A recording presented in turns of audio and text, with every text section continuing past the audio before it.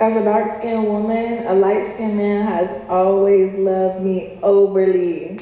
Like, no shade, but it seems like the chocolate man, like, I don't know, like, they don't really be messing with me for real. But them light-skinned men, they love them some chocolate down. Tell me I'm not lying. As a dark-skinned woman. This is what I want to say to that. Let's stop making our personal narratives the narrative of everybody else. Let's just shut this down real good and real quick. Like, I know this will always persist, but let me give you something that will help push your life forward. Okay? If I have an experience with a certain type of woman, a certain type of woman, or a certain group of women, or a certain ethnicity of women, just because I have that experience and I have a few buddies who have that experience and I meet some strangers who have that experience, it does not mean that that's an experience that is a truth. It's not. It's not a truth. It's an experience that happened to you, but it does not become this universal truth. It's not an objective truth. It's not. So her saying lighter complexion men love her down, dark skinned men don't show her that kind of affection and don't give her that kind of play. Let me say this. This is low vibrational conversation. For whatever reason, it's like we enjoy. You know what? I just had an idea. Something that came to mind. The same way people don't like to eat healthy and just enjoy eating sweets and don't enjoy eating disciplined, don't enjoy eating self-controlled and just always eating bad. It's the same way so many people love getting online and just having these low vibrational, divisive, unproductive, non-constructive conversations. It doesn't matter if for her and anybody's experience of her complexion that, okay, a darker complexion man didn't give you the attention that you desire or didn't like you back, or because even that can be argued, it's subjective. Or the opposite of that lighter complexion man really showed you this kind of play and they just loved on you and all this. It doesn't make it a universal truth. It's just, hey, that particular person or those particular people that was of that particular complexion at that time did not connect with you in a way that you desired. And you met some people who had the same experience, but it is not a universal truth.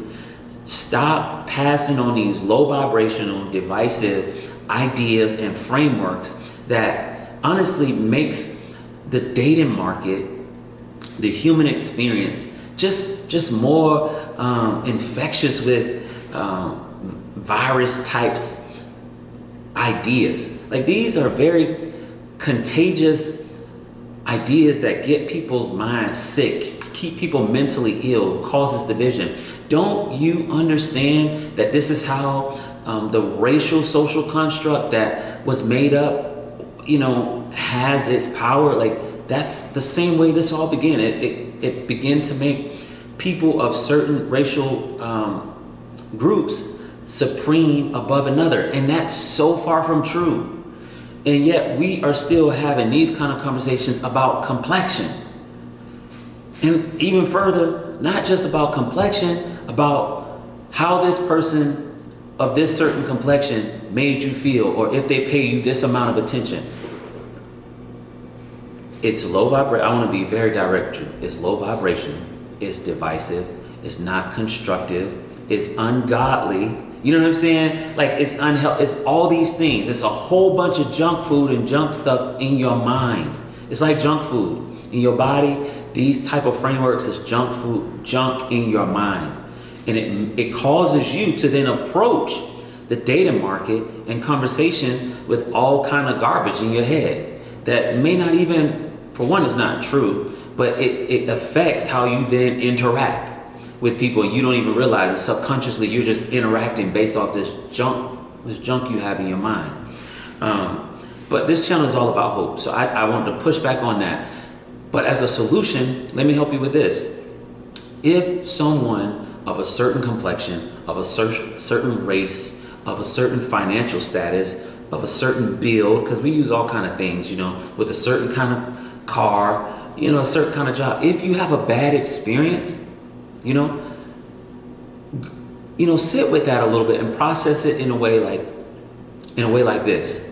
How do I forgive this person? How do I heal from this experience so that it doesn't become a badge that I wear, or a defense mechanism against people who look like them? Because what happened is, if you take all your bad experiences that you've had with people and you wear it as a badge and as a defense mechanism to people who look like them, you're not going to be able to interact with people. You're not going to be able to have certain experiences with certain people because you have these unhealthy frameworks, And I just want to help you with that. That's a solution. Go to therapy, read books. All these things help. I'm not saying you didn't have the experience. I'm not saying that they didn't feel good.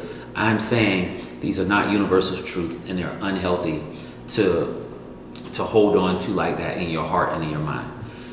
Lastly, the last thing I'll say is the Bible tells us whatever is pure, whatever is true, whatever is of good report, think on these things. Based off her example, or dark-skinned men, they don't be, coming for me like that, but light-skinned men, they do. Why couldn't you just think on it like this? A good man, a good-looking man was treating me well. And rather than looking at it like in a negative way, well, this man did of this complexion of this group, but this man didn't. Because now you're not thinking of it in a good way. You're now creating strife, and you're demonizing or dismissing one group of people and exalting another. And that's why the Bible tells us, don't focus on the negative. For one, it's not good for our mental health. It's not good for our heart being soft.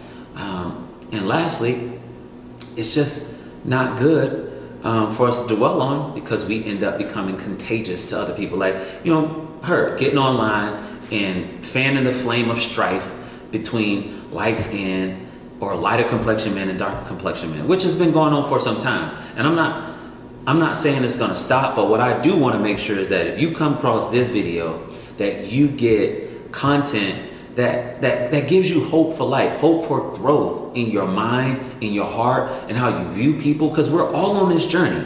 I'm not saying there's no hope for this young lady. What I'm saying is we gotta look at this and change our framework. You know what I'm saying? This is not a healthy conversation. So what we do is if we think this way, if we talk this way, it's important that we look in the mirror and say, okay, I have to change. Change needs to happen.